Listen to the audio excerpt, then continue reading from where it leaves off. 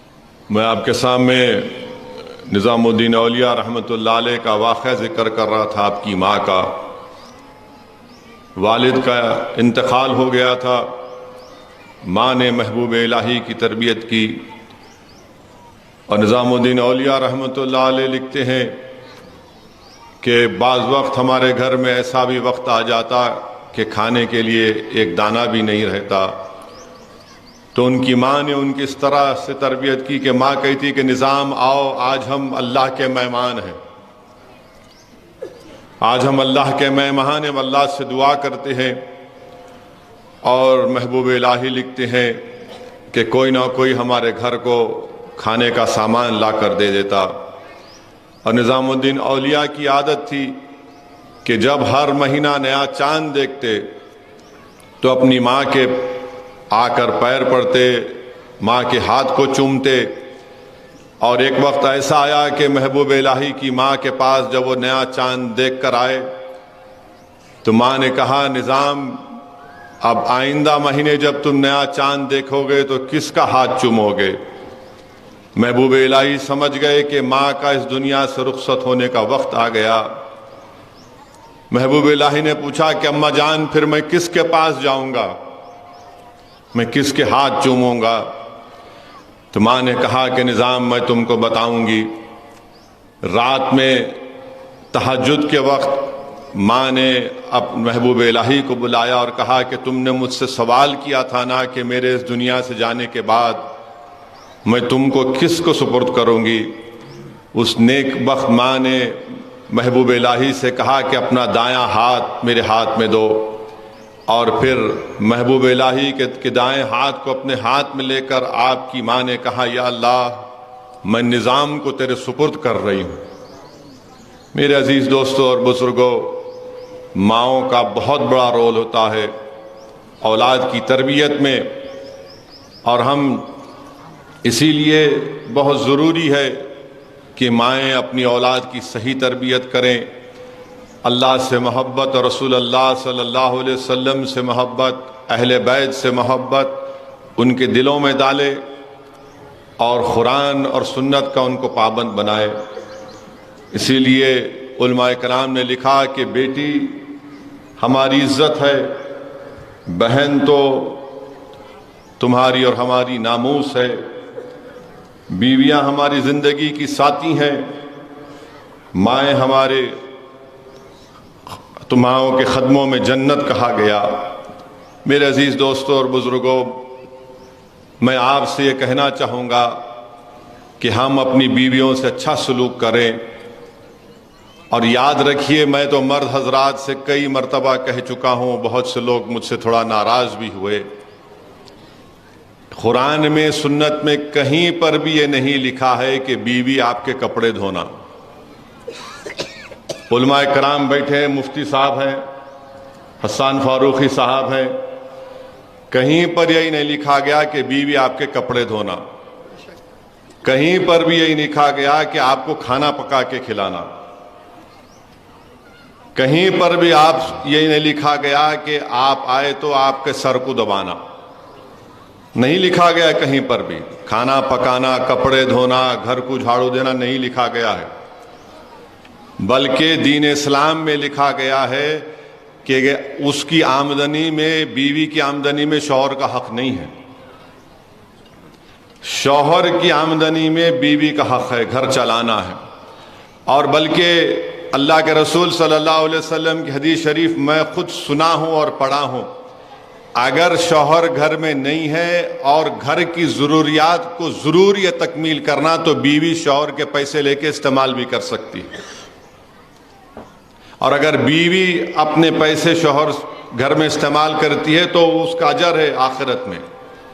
تو یہ ہمارے پاس دماغ بیٹھا ہوا ہے، کھانا پکائے نہیں پکائے، نمک زیادہ ڈال دیے، میٹھا نہیں بنائے، میرے بھائی یہ اسلام ہے، یہ کہیں پر بھی۔ اور پھر جو مرد حضرات اپنی بیویوں کو ظلم کرتے ہیں، اور افسوسناک بات یہ ہے کہ بعض وقت مارتے بھی ہیں، اگر آپ رسول اللہ صلی اللہ علیہ وسلم کے سچے اور پکے چاہنے والے ہیں، ان کے غلاموں کے غلام ہیں، بتاؤ مجھے کہ کہاں پر رسول اللہ صلی اللہ علیہ وسلم نے کسی ہماری امت کی ماں کو کبھی ہاتھ اٹھایا؟ بتائیے آپ، کہیں پر بھی نہیں ملتا ہم کو۔ اور پھر اپنے دفاع کے لیے بولتے نہیں وہ مسواک کی لکڑی، ارے مسواک کی لکڑی وہ ہے وہ، مگر یہ بتاؤ کہ اللہ کے رسول صلی اللہ علیہ وسلم نے کچھ کیا؟ ایسا نہیں کیا۔ تو اس لیے بہت ضروری ہے کہ مرد حضرات کو مرد بننا ہے۔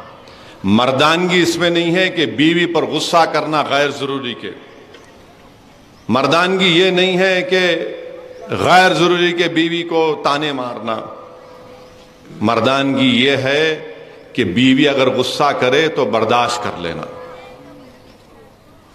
اور ایک صحابی رسول تھے، ان کے گھر میں بیوی زیادہ ذرا گرم بولتے تھے تو انہیں شکایت کرنے گئے۔ کس سے شکایت کرنے گئے؟ فاروق اعظم سے،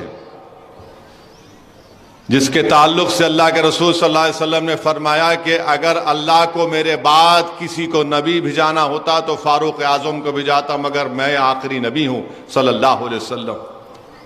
جس کے تعلق سے اللہ کے رسول صلی اللہ علیہ وسلم نے فرمایا کہ جس راستے سے فاروق اعظم چلتے ہیں شیطان بھاگ جاتا ہے۔ جس کے تعلق سے بتایا گیا کہ ایک مرتبہ فاروق اعظم نے شیطان کو پکڑ کر زمین پر لٹا کر اس کو مارا۔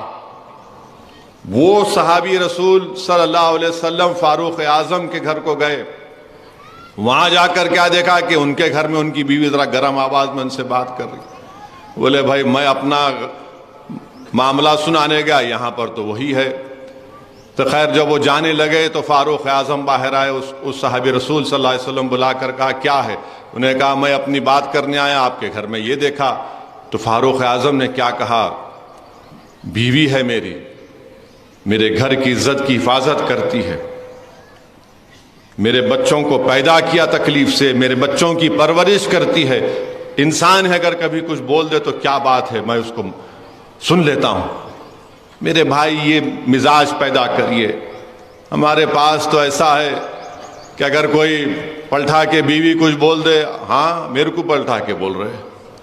میرے بھائی رسول اللہ صلی اللہ علیہ وسلم کی سنت ہے، رسول اللہ صلی اللہ علیہ وسلم نے فرمایا، امت کی ماں حضرت عائشہ صدیقہ رضی اللہ تعالیٰ عنہ سے فرمایا کہ میں جانتا ہوں کہ آپ کب خوش ہوتی ہیں اور آپ کب غصے میں رہتی ہیں۔ بی بی عائشہ نے فرمایا بتائیے رسول اللہ صلی اللہ علیہ وسلم۔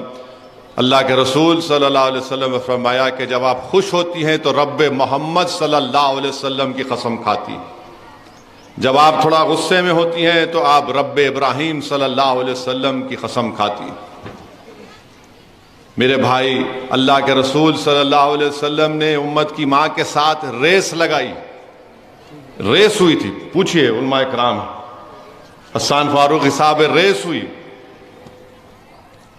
ہم کیا کرتے ہیں, سارے رات بھر چورستے میں بیٹھ کے دوستوں سے باتاں کریں گے. 12-1 بجے گھر کو جاتے ہیں, بیچاری بیوی انتظار کر رہی کہ کب آئیں گے ہمارے شوہر. آتے کہ انہیں بولتے نہیں سوئے اب تک تم؟ وہ بیچاری اماں انتظار کر رہی کہ بیٹا کب آتا. میرے بھائی یہ چیزوں کو سنو, سمجھو, اپنی زندگیوں میں انقلاب پیدا کرو. اور ہماری ماؤں سے میں اپیل کروں گا, آپ کے سامنے ایک زندہ مثال پیش کر رہا ہوں. 20,000 بچے غزہ میں شہید ہو گئے. 20,000 بچے غزہ میں شہید ہو گئے. آپ ایک عورت کا ویڈیو دکھاؤ میرے کو جو شکایت کر رہی ہے. ایک ماں کا ویڈیو دکھاؤ جو شکایت کر رہی ہے. سب یہی کہہ رہے حسبنا اللہ و نعم الوکیل انا للہ و انا الیہ راجعون. سب یہ کہہ رہے ہیں کہ میں نے مسجد اقصی کے لیے اپنی اولاد کو قربان کر دیا. سب یہ کہہ رہے ہیں کہ ہم نے اس بربریت کے خلاف, ان ظالموں کے خلاف نہیں جھکنے کے لیے اپنی اولاد کو قربان کر دیا. اپنی اولاد کی ایسی تربیت دو. یاد رکھو وطن عزیز میں بھی اگر ظلم بڑھے گا تو ان ماؤں کو اپنی اولاد کو اس طرح بہادر بنانا پڑے گا. 20,000 بچے مسجد اقصی اور بیت المقدس کے لیے اپنی جانوں کو قربان کر دیا, اور ماؤں نے قربان کر دیا اپنی اولاد کو. معصوم بچے ہیں, 6 مہینے کے, 1 سال کے, 2 سال کے. کم سے کم لوگ ڈیٹا بولتا ہے, لوگ بولتے ہیں کہ ہزاروں کی تعداد میں بچے یتیم بھی ہو چکے ہیں. آج الحمدللہ آپ سکون میں, امن سے اپنی زندگی کو گزار رہے ہیں. میری ان ماؤں سے, ان بہنوں سے, ان بزرگوں سے اپیل ہے کہ بھارت کی مسجدوں کو آباد رکھیے. ہر باپ کی ذمہ داری ہے کہ جب بچہ بڑا ہو جائے تو اپنے ساتھ اولاد کو صرف جمعے کے دن یا عید کی نماز میں یا رمضان میں نہیں بلکہ روز مسجد کو لے کر جاؤ. آپ, میں بار بار کہہ رہا ہوں مسجدوں کو آباد رکھو. میں جب یہ بات کرنا شروع کیا 1-1.5 مہینہ پہلے تو مجلس کے مخالفین نے کہا کہ اسد الدین اویسی جذباتی بات کر رہے ہیں, ڈرا رہے ہیں. ارے ظالموں, مسجد کو آباد کرنا میرا فریضہ ہے, اغیاروں کا نہیں ہے. مسجد کو آباد تو وہی لوگ کریں گے جو اللہ پر ایمان رکھتے, اللہ سے ڈرتے اور آخرت پر یقین کرتے ہیں, اور اللہ کے سوا کسی سے نہیں ڈرتے. تو اپنی مسجدوں کو آباد رکھو. دلی میں 600 سال پرانی مسجد کو شہید کر کے رکھ دیے. اب آپ دیکھ رہے تماشے جو ہو رہے ہیں کہ کس طریقے سے مسجد کو چھین لیا جائے. لوگ تنقید کرتے ہیں, مجھے پرواہ نہیں ہے, اس کی بھاڑ میں جائے وہ لوگ. میں تمہاری تنقیدوں سے اپنی زبان کو میں ہی بند کروں گا. تم اگر یہ سمجھ رہے ہو کہ مجھ پر گالی دینے سے, تنقید کرنے سے, وہ تو جھوٹ ہے. ارے خبر میں تم میری نہیں آؤ گے, آخرت میں تم میرا حساب کتاب تم نہیں کرو گے, اللہ کرے گا. میرے عزیز دوستوں اور بزرگوں, اس لیے اپنی مسجدوں کو آباد رکھو. اور ماں اور بہنیں, اللہ کے رسول صلی اللہ علیہ وسلم سے ایک صحابیہ نے پوچھا, رسول اللہ صلی اللہ علیہ وسلم مرد حضرات تو مسجد میں جا کے نماز پڑھتے, ہم کیا کریں؟ تو رسول اللہ صلی اللہ علیہ وسلم نے فرمایا کہ اگر آپ گھر میں نماز پڑھیں تو اسی طرح آپ کو ثواب ملے گا جو مسجد میں با جماعت جا کر نماز پڑھتا ہے. اللہ کے رسول صلی اللہ علیہ وسلم نے فرمایا کہ جو مائیں رات بھر جاگتی ہیں اپنی اولاد کو پالتے وقت, ان کو اس طرح کا اجر اور ثواب ملے گا جو ایک مجاہد پورے میدان میں باطل طاقتوں سے سامنے ٹھہر کر مقابلہ کرتا ہے. ان ماؤں کا کیا اجر ہوگا جن کی اولاد میں ڈاؤن سنڈروم ہوتا ہے یا ان کو مختلف بیماریاں ہوتی ہیں, ان کا مقام تو اللہ ہی جانتا ہے کیا ہوگا. بہرحال عزیز دوستوں اور بزرگوں, میری زدہ اور ماں اور بہنوں, دین اسلام کو اگر بلندی ملی, کامیابی ملی تو صرف اور صرف قرآن اور سنت کی تعلیمات پر عمل کرنے سے ملی ہیں. اسی لیے ہم تمام کو کوشش کرنا ہے. میں مفتی مستان صاحب کا شکریہ ادا کرتا ہوں, مبارکباد دیتا ہوں کہ انہوں نے آج اس خواتین کا ایک عظیم الشان اجتماع عمل میں لایا, اور یقیناً ہم آبادی کے 50% حصے کو کبھی بھی ہم چھوڑ نہیں سکتے. ہماری ذمہ داری ہے کہ ہم اپنی خواتین سے بھی بار بار ان کو بتاتے رہیں، اور اللہ کے رسول صلی اللہ علیہ وسلم کی سنت ہے، اللہ کے رسول صلی اللہ علیہ وسلم ہفتے میں بدھ کے دن خواتین کو بلا کر پردے کے پیچھے سے ان کو اسلام کی تعلیمات دیتے تھے۔ بلکہ امام مالک رحمۃ اللہ علیہ کی صاحبزادیاں، امام مالک جب اپنے شاگردوں کے ساتھ بیٹھ کر وہ حدیث کو پڑھتے اور غلط پڑھتے تو امام مالک کی صاحبزادیاں لکڑی کو مار کر بتاتی کہ غلط پڑھے۔ تو یہ چیزیں ہیں جس پر آپ کو ہم کو غور کرنا ہے۔ میں زیادہ وقت نہیں لینا چاہتا ہوں، بس آپ جیسا کہ مفتی مستان صاحب نے کہا کہ آپ مجلس اتحاد المسلمین کے لیے دعا کرتے رہیے۔ آپ اسد الدین اویسی کی شخصیت کے لیے مت کریے، میرے جیسے لاکھوں لوگ آئیں گے چلے جائیں گے، اس زمین کی غذا بن جائیں گے۔ جماعت باقی رہنا چاہیے، جماعت مضبوطی سے باقی رہنا چاہیے، اور رسول اللہ صلی اللہ علیہ وسلم کی حدیث ہے کہ بڑی جماعت کا ساتھ دو، ان ظالموں کا، ان باطلوں کا، ان منافقین کا ساتھ مت دو جو ہمارے اتحاد کو تارا تار کرنا چاہتے ہیں، جو ہمارے اتحاد کو توڑ کر انتشار کو عام کرنا چاہتے ہیں، اس لیے کہ وہ اپنی انانیت کو اس سرزمین پر منانا چاہتے ہیں۔ وہ اجتماعیت کو نہیں بلکہ اپنی شخصیت کو، اپنی انفرادیت کو منانے کے لیے اتحاد کے دشمن ہیں یہ لوگ۔ تب مجلس اتحاد المسلمین کے لیے دعا کرتے رہیے۔ وآخر دعوانا الحمدللہ رب العالمین۔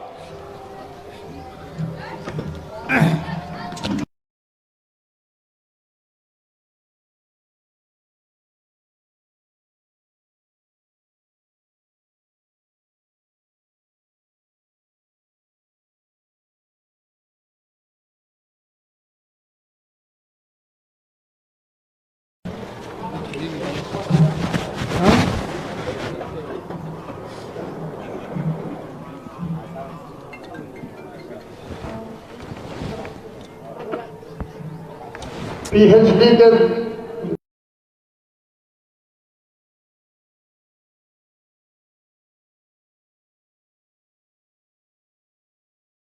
اور مفتی شیخ عابد فقیہ ملت مفتی عظیم الدین صاحب قبلہ کے شخصیت حیات پر مقالہ تحریر کیے ہیں۔ بیرسٹر اسد الدین اویسی صاحب قبلہ کے ہاتھوں سے یہ مقالے